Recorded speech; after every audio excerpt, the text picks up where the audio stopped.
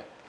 그리고 이제 임대료도 거기는 5% 이상 못 올리게. 그래서 임차인 보호하는 제도가 많이 강화가 됐기 때문에 이제 과거 같은 이렇게 무대보 올릴 수 있는 그런 상황은 아니고요. 경기가 안 좋기 때문에. 그래서 이제 제도적으로도 포함돼 있고 어떻게 지금 제일 장기적으로 중요한 변화는 이제 상권 대 상권이 경쟁하다 보니까 건물주나 들도 내 건물만 잘 돼 갖고 되는 게 아니라는 걸 깨달은 거죠. 그래서 이제 자꾸 이제 그 상인회나 번영에 참여를 합니다. 그래서 네. 상권 전체 경쟁력의 투자에 관심을 보이기 시작한 거예요. 그러니까 저는 장기적으로 우리가 2000년대 초반에 2010년 초반에 이런 현상이 나왔을 땐 처음 겪는 거기 때문에 우리가 어떻게 대응할지 몰랐는데 지금은 네. 해결할 수 있는 방안이 여러 가지 공동체 있다. 어떻게 보면 건강한 그렇지. 공동체 문화가 만들어지고 있습니다. 네, 아주 좋은 지적이시네요. 70년대 부촌, 갭 투자, 그리고 젠트리피케이션을 조화롭게 공동체 의식을 가지고 해결하는 거 아주 좋은 말씀 감사합니다. 오늘 또 모종린 교수님과 함께 인문학, 라이프 스타일을 제한하다 이 내용을 살펴봤습니다. 감사합니다.